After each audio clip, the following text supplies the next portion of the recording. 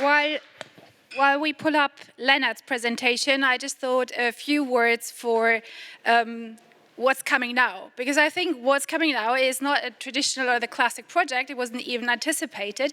And you will hopefully already have seen the fantastic images that were laying on the tables outside and had a look at the posters.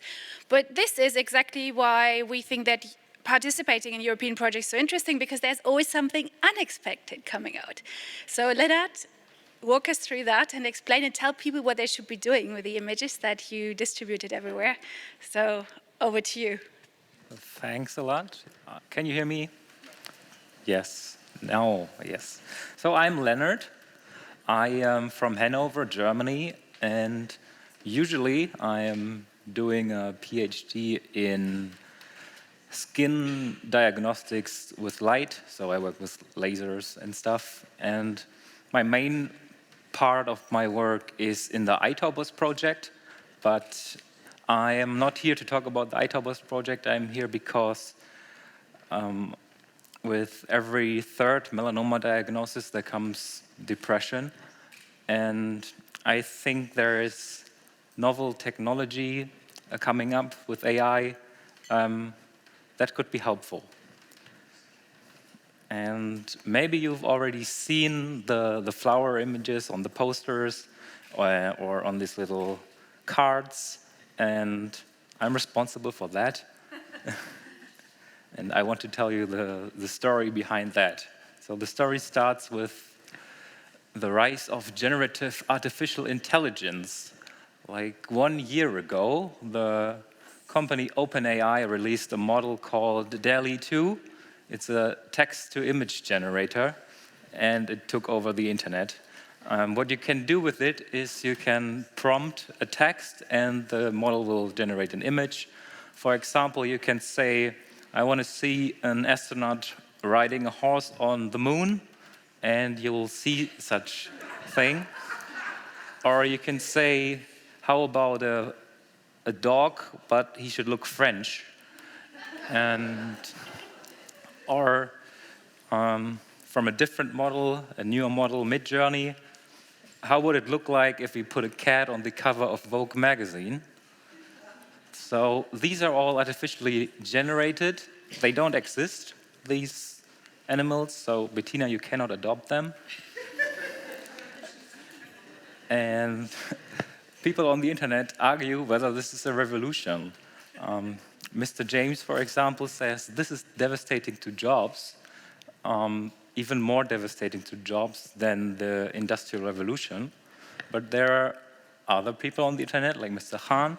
He says all these images that we produce are monotonous and tiring. They all have like a very same look and feel to it. Like if you want, they have the same design language. And this is also what I feel. And especially I felt that I had seen enough unicorns, astronauts, and popes on LinkedIn. So you might have seen the puffy Jack Pope. And yeah, so the internet produced that Pope, but that's not much useful at this point. And as I told you, I've been working in iToBoS. So I've been in the melanoma community. And I was wondering what's in generative AI for melanoma patients, maybe. I'm a tech guy, I wanted to try the technology, and I was working in melanoma, so that's where I first started. And the idea was, or the question, can we maybe turn demoscopic images into something else that could be helpful? For example, maybe in art therapy, because there's evidence that art helps dealing with terminal diseases. And we will do that, but for now we can say goodbye to Francis, and he will not come back. He will rest now. And now I can tell you what I think could be in generative AI for melanoma patients, and I think it could be something like personalized art therapy, because in melanoma you have your demoscopic image, and it's very personal, and you have a direct image of your disease. You can really see what's wrong. And what we do is we start from there, and we generate an artwork that follows exactly these boundaries and shapes of the lesion, so that the patient can really see in the artwork, which is in the flower domain right now, this is somehow also my lesion. And we think this could be used in art therapy, yeah, and maybe in a video form. So we prepared something.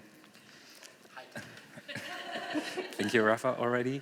Where we think this could be used in a broader art therapy session where patients get an introduction by the therapist, and then they will see this video, and afterwards maybe get some hands-on work, but let's just dive right into it.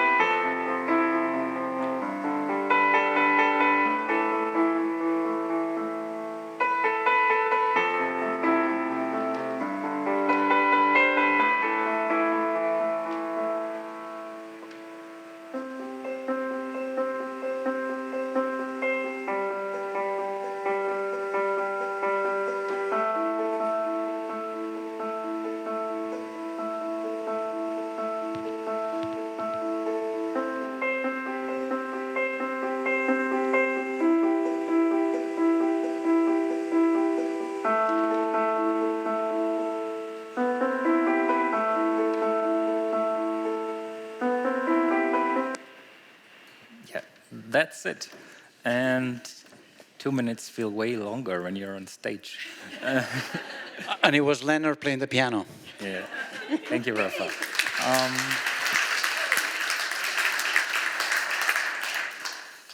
So you might want to know how this works. And the basic building block for that is a generative adversarial network, or GAN. And we have a lot of real images of some domain. So we start with at the real images. In this case, flowers. You can imagine 1,000 images of flowers, and we're feeding that into the so-called discriminator. The discriminator asks, is this a real flower?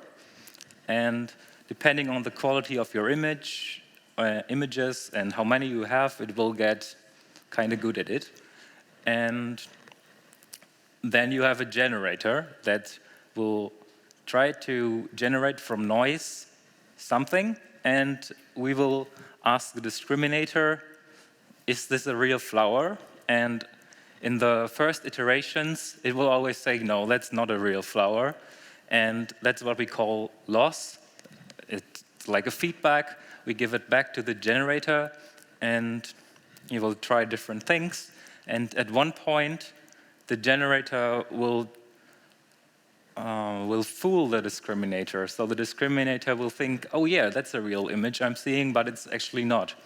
So then we do a few more iterations, and after a few iterations, we have a generator that can always fool the discriminator with their images. So, but that's not actually what we use. We're using a subform of a so-called cycle GAN, and it's called cycle GAN because it can be arranged in a cycle, and it has two generators and 2 discriminators. And I brought a slide that is funny for me. If you find it funny, you're too much on the internet. And you see on the top line, let me try this. No, I will not do it again.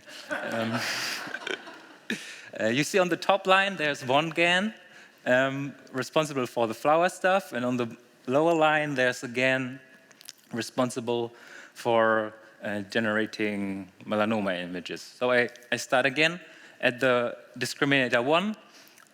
He will learn to say, is this a real flower? And the generator will at some point fool it. And we do the same for the discriminator 2. He will be able to, or it will be able to discriminate whether something is a melanoma or not. And the generator will get good and will fool the discriminator. So what we have now is that we can generate the flower and we can generate a melanoma. And what we do now is we tie them together, basically, and one feeds the other. And then we use something called cycle consistency loss. We can go in one full cycle when we feed a melanoma image into the generator of the flower. We make it a flower, and then we feed that result back into the melanoma generator, and we get back a melanoma image. And in the best case, these are the same. So the images are consistent over the whole circle. So what we're trying to achieve is that this error, the difference between these images, is very low, very little. And the reason behind this is that with that we can ensure that the model, the flower that we're looking at, will really follow the dimensions and the shape, border, and the skin features, so that we get the results that we are looking for. So I hope you might think, how can I get my own? Or how could I get one for somebody I know who might like it? And there's a website called melasum.com. It's free. I don't want to sell anything. And there is a survey. We're interested in who's interested in the project. You can upload your dermoscopic image, and you will receive the result via email. Then is the very important part for me, a second survey, where I need your feedback. And these are very open questions. We can type a lot and give some recommendations, maybe what you liked, what you felt, and if you didn't feel anything, please also write us. And we want to see whether there are any effects on mental health already.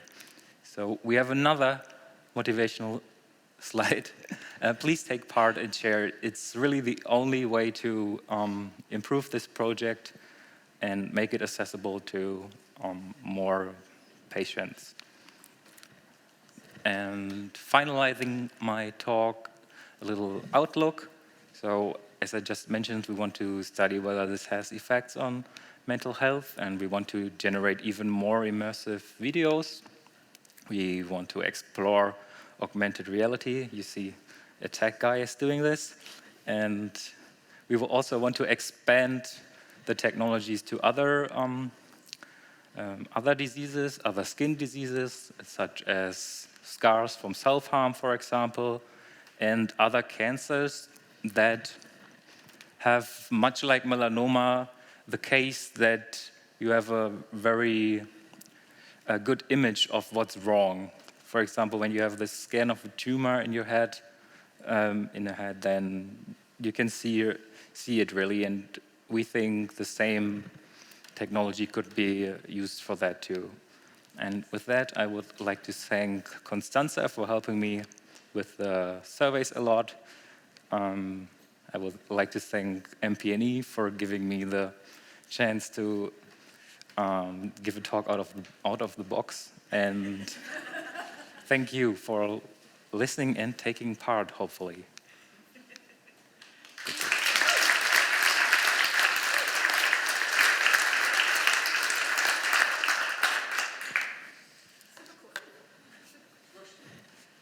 Yes, somebody get a microphone there. I'm so gonna fall over this bloody bird.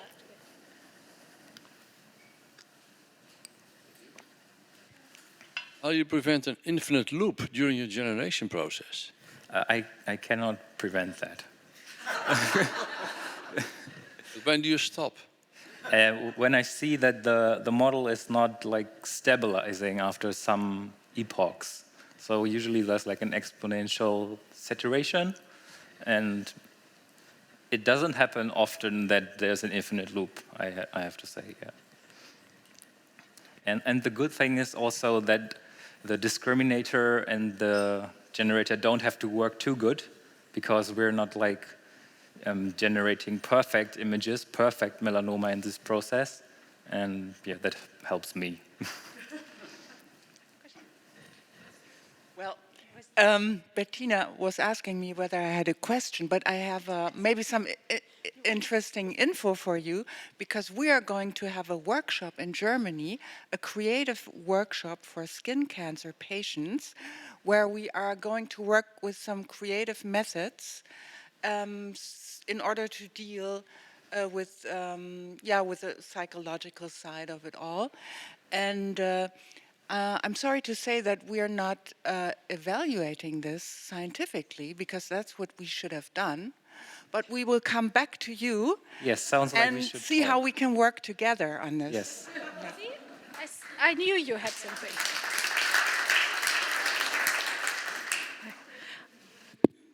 Now it's on. Thank you. That looks like a very exciting project. I did want to ask about your collaboration with psychologists on the survey part of things and on the feedback when you receive your questionnaires. What will you be doing with the data, how you analyze it, and how that will be used to then improve your proposal? Yeah, really good question. It's the first time I made a survey, and I made a complete mess, and I needed help. So it's more kind of a pilot study to gather general feedback of where this could be going, and also even for creative input at this time. So yeah, I'm entering a whole new field. And if you have expertise there, you can write to my email. That would be great. Please do. Please do. Who's that? Monica, right? Well, I think it was a quite powerful video that you've made. And I don't know how you felt, but I personally had some feelings when I saw the video. I don't know, how did you receive it? It could be maybe interesting when you ask for the backup and the referral from the audience, that maybe we could write and respond to what were we feeling when we were looking at the video. I think it could be quite interesting. Yes, that is I'm part not of the second psychotherapist, survey. I'm dermatologist. However, currently it is not possible to give everybody access to a video. What you would get through the email is some version of artworks, just like 5 frames. But that can change. Currently, I'm limited by computational power, basically, because generating these videos takes like 15 minutes. But if you really want one, you can write me. I will make a lot of exceptions if If you answer the survey. But Sorry? I'm here. Nice to see. Could you put it on YouTube? This actual video is on the website, and I could also, with consent, put the other videos on YouTube. But these are images from Isaac, so if a patient gives me the demoscopic images, I can also create a YouTube channel and put them all in. But yeah, I need consent for that. What I was thinking was the feedback about the video we have seen, everybody here. Now. As the one that you have shown us. That would be very interesting if, if you want to use it in the therapy. Yeah. Okay, we'll make a quick survey and you'll find it in the channel.